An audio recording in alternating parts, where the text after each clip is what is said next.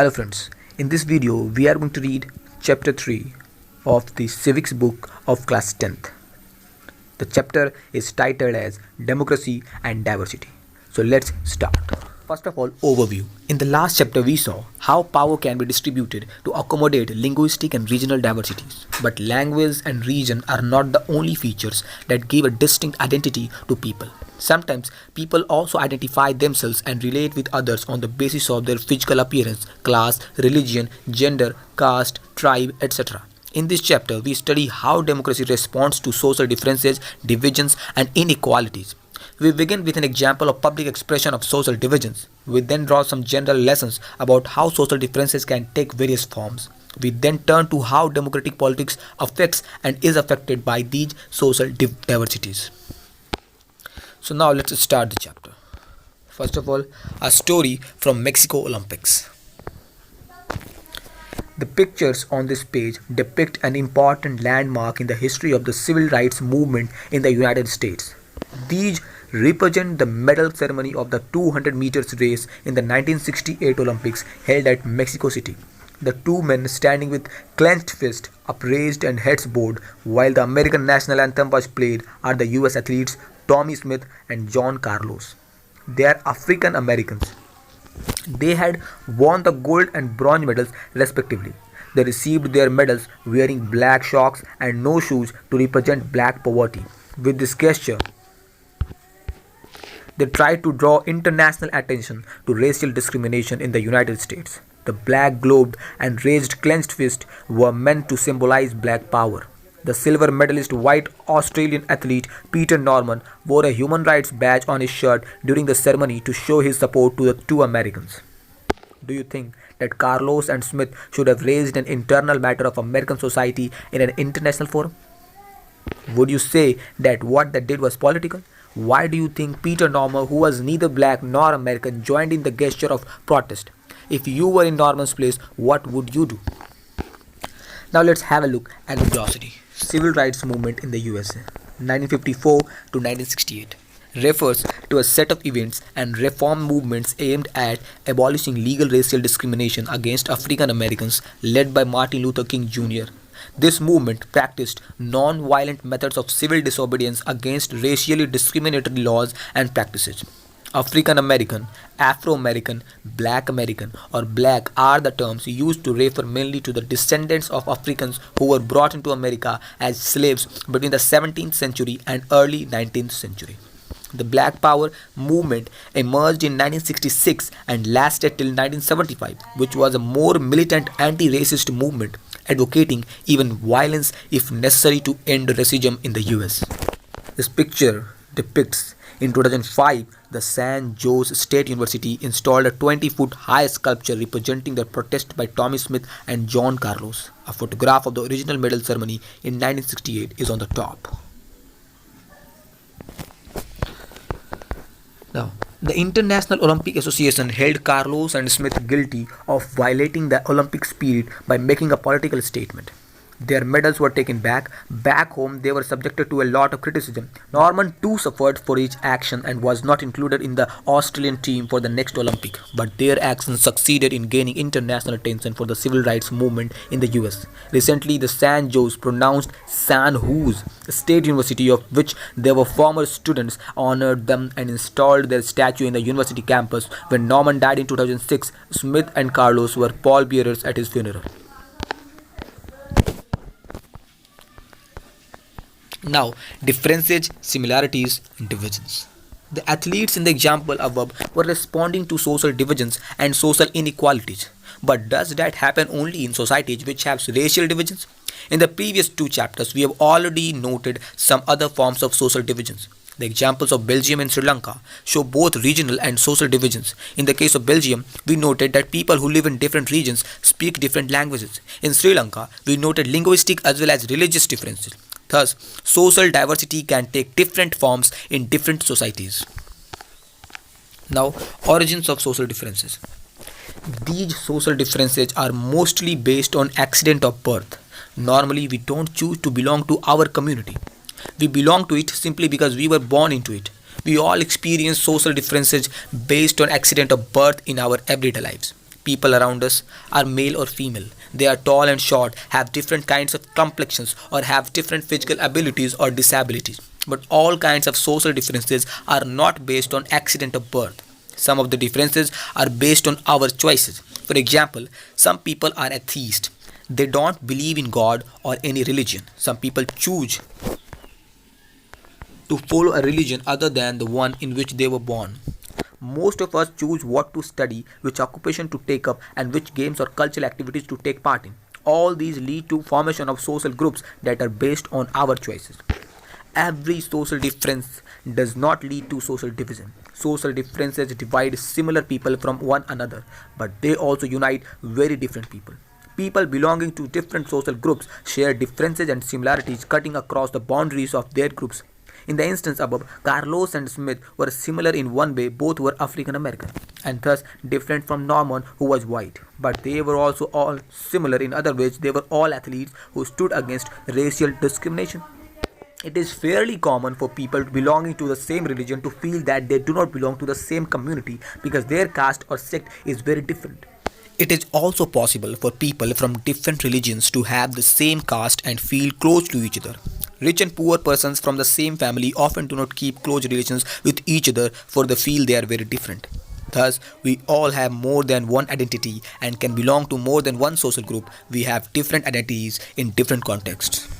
A cartoon like this can be read by different people to mean different things. What does this cartoon mean to you? How do other students in your class read this? Have a look at this. Now, overlapping and cross-cutting differences. Social division takes place when some social difference overlaps with other differences. The difference between the blacks and the whites becomes a social division in the US because the blacks tend to be poor, homeless, and discriminated against.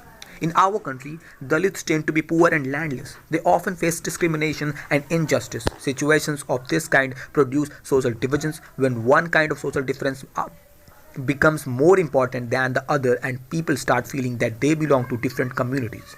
If social differences cross-cut one another, it is difficult to pit one group of people against the other. It means that groups that share a common interest on one issue are likely to be in different sides on a different issue.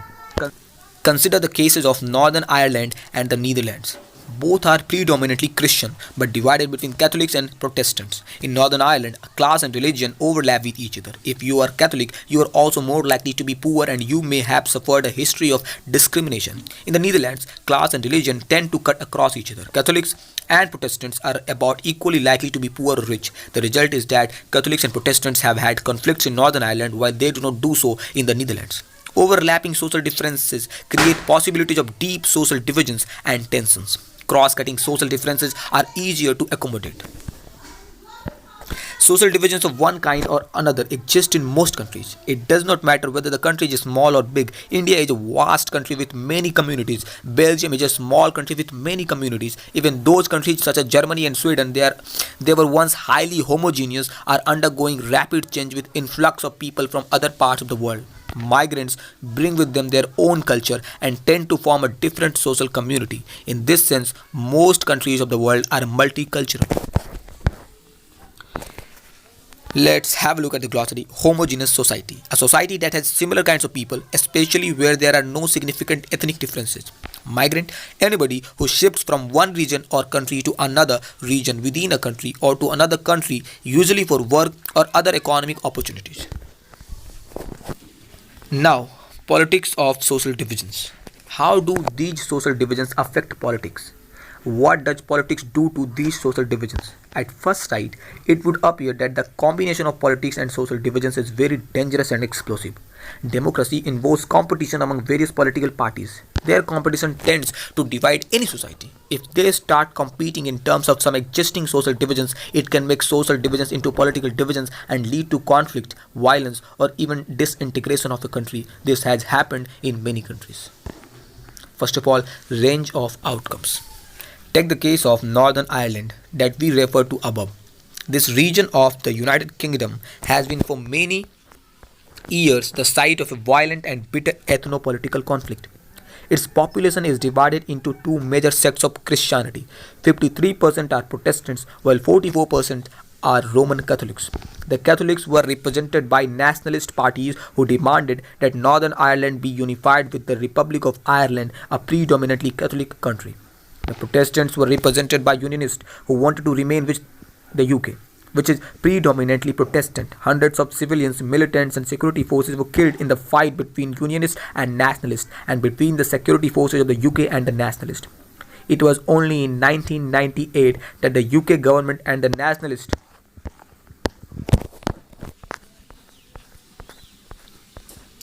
reached a peace treaty, after which the latter suspended their armed struggle. In Yugoslavia, the story did not have a happy ending. Political competition along religious ending ethnic lines led to the disintegration of Yugoslavia into 6 independent countries. Such examples lead some people to conclude that politics and social divisions must not be allowed to mix. They think that it would be best if there are no social divisions in any country. If social divisions do exist in a country, they must never be expressed in politics. At the same time, every expression of social divisions in politics does not lead to such disasters. We have already seen that social divisions of one kind or another exist in most countries of the world. Wherever they exist, these divisions are reflected in politics. In a democracy, it is only natural that political parties would talk about these divisions, make different promises to different communities, look after due representation of various communities, and make policies to redress the grievances of the disadvantaged communities. Social divisions affect voting in most countries. People from one community tend to prefer some party more than others. In many countries, there are parties that focus only on one community, yet all this does not lead to disintegration of the country. Next, 3 determinants.